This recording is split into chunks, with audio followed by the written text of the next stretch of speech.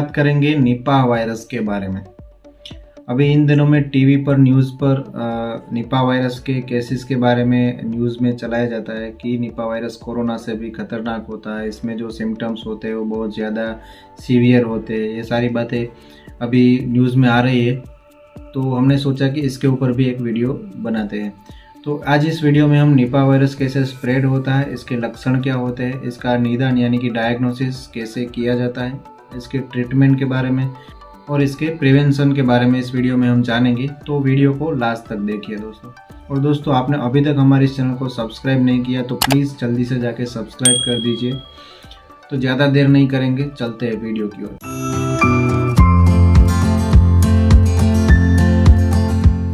तो सबसे पहले जानते हैं कि निपा वायरस कैसे स्प्रेड होता है। तो निपा वायरस सबसे पहले मलेशिया में देखा गया था और जिस प्लेस पर वो वायरस देखा गया था उसके ऊपर से ये निपा वायरस ये नाम आया है।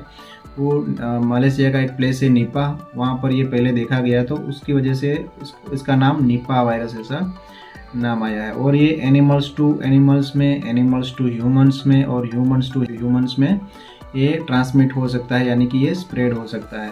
एनिमल्स में जो चमगादड़ और जो सुअर होते हैं उनमें ज़्यादातर देखने को मिला था और उसमें से ये ह्यूमंस में यानी कि इंसानों में ये स्प्रेड हुआ था।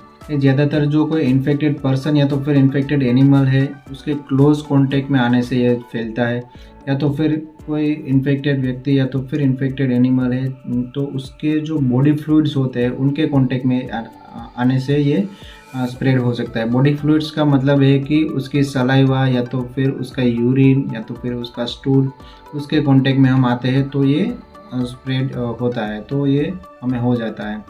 चमगादड़ों में जो फ्रूट्स को ये चमगादड़ होते हैं वो कंटामिनेटेड कर देते हैं और जो वो कंटामिनेटेड फ्रूट्स हम अगर खाते हैं, वेजिटेबल्स वगैरह फ्रूट्स वगैरह खाते हैं कंटामिनेटेड, तो ये हम में भी स्प्रेड हो जाता है। और ये खांसी से भी फैलता है। और कोई व्यक्ति इन्फेक्टेड है जिसको खांसी है और वो दूसरे व्यक्ति के सामने खांसता है और वो उसके क्लोज कांटेक्ट में है दूसरा व्यक्ति, तो उसको भी ये स्प्रेड हो जाता है, उसको भी निपा वायरस हो जाता है।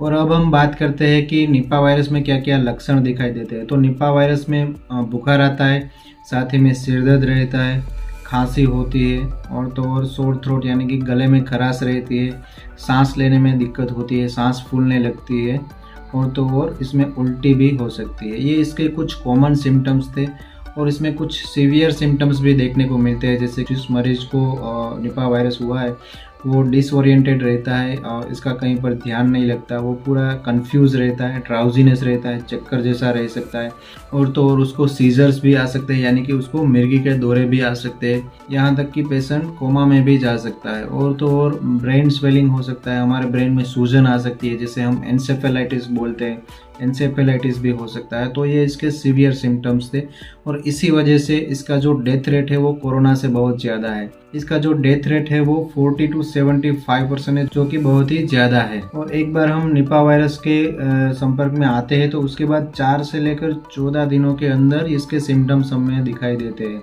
अब हम बात करते हैं कि निपा वायरस का डायग्नोसिस कैसे किया जाता है। तो जैसे हम कोरोना का डायग्नोसिस करते थे RT-PCR टेस्ट से, तो उसी तरह से निपा वायरस का जो डायग्नोसिस होता है वो RT-PCR टेस्ट से ही किया जाता है। उसमें हमारे नाक में से या तो फिर थ्रोट में से स्वेब लिया जाता है और उसका RT-PCR टेस्ट कराया जाता है। और जो सेरेब्रोस्पाइनल फ्लूइड होता है CSF, उसका या तो फिर यूरिन या तो फिर ब्लड टेस्ट भी करवाया जाता है। उससे पता चल जाता है कि व्यक्ति निपा वायरस से इन्फेक्टेड है या नहीं। अगर कोई व्यक्ति रिकवर हो गया है सिम्टम्स से और उसके बाद हमें पता लगाना है कि उसको निपा वायरस हुआ है या नहीं, तो उसके लिए एलिजा टेस्ट आता है जो कि एक एंटीबॉडी टेस्ट होता है। उसमें पता चल जाता है कि उस व्यक्ति को निपा वायरस हुआ है या नहीं। तो उसको पहले ये निपा वायरस हुआ है या नहीं उससे पता चल जाता है। अब हम बात करते हैं निपा वायरस की ट्रीटमेंट के बारे में। तो वैसे तो निपा वायरस की कोई ट्रीटमेंट अभी तक मार्केट में अवेलेबल नहीं है, ना ही कोई इसकी वैक्सीन अवेलेबल है। इसमें जो ट्रीटमेंट देते हैं वो सपोर्टिव और सिम्प्टोमेटिक ट्रीटमेंट ही देते हैं और पेशेंट को रेस्ट करने के लिए बोलते हैं, साथ ही में हाइड्रेटेड रहने के लिए यानी कि ज़्यादा पानी पीने के लिए बोलते हैं और आराम करने के लिए बोलते हैं और उस व्यक्ति को आइसोलेशन में रहने के लिए बोलते हैं, जिससे कि वो दूसरे व्यक्तियों में स्प्रेड ना हो जाए।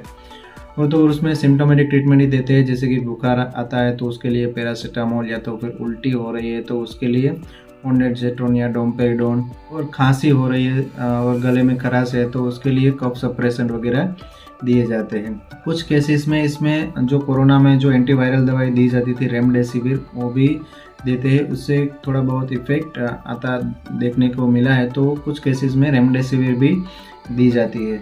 अब हम बात करते हैं प्रिवेंशन के बारे में। ये तो हमने जान लिया कि ये कोरोना से बहुत ज़्यादा खतरनाक है और इसका जो डेथ रेट है वो भी बहुत ज़्यादा हाई है। तो ऐसा क्या करें जिससे हम बचे रह सके? तो सबसे पहले तो हमें जो फ्रूट्स जो हम बाहर से लाते हैं, फ्रूट्स और वेजिटेबल्स, उसको हमें अच्छे से वॉश करके खाना है, क्योंकि हमें नहीं पता कि वो इन्फेक्टेड या कंटामिनेटेड है या नहीं।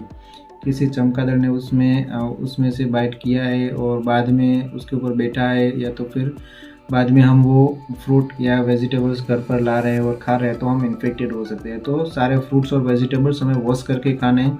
और तो और हमें जिस व्यक्ति को निपा वायरस हुआ है उसके क्लोज कांटेक्ट में नहीं आना है, या तो फिर जो भी एनिमल इससे इन्फेक्टेड है उसके हमें क्लोज कांटेक्ट में नहीं आना है, क्योंकि क्लोज कांटेक्ट में आने से स्प्रेड होता है। और जो हम कोरोना में सारी बातें जो ध्यान में रखते थे उससे बचने के लिए वही चीज़ें हमें इसमें भी फॉलो करनी है। पर्सनल हाइजीन मेंटेन करना है, बहुत ज़्यादा भीड़ भाड़ वाली जगहों पर नहीं जाना है, यही सब होता है और कुछ नहीं होता है। तो निपा वायरस की तो कोई ट्रीटमेंट या वैक्सीन अभी तक अवेलेबल नहीं है, तो हमारी भलाई यही है कि हम उससे बचे रह सके। तो दोस्तों आज के लिए इतना ही। तो दोस्तों आशा करता हूँ कि आपको इस वीडियो में कुछ इन्फॉर्मेटिव जानकारी जानने को मिली होगी। अगर वीडियो अच्छी लगी है तो प्लीज़ वीडियो को लाइक करें, शेयर करें। कोई क्वेश्चन है तो नीचे कॉमेंट बॉक्स में कॉमेंट करें। और दोस्तों आप हमारे इस चैनल पर नए हो तो प्लीज़ सब्सक्राइब करें। तो दोस्तों मैं मिलता हूँ अगले वीडियो में, तब तक हेल्दी रहिए, फिट रहिए और मस्त रहिए।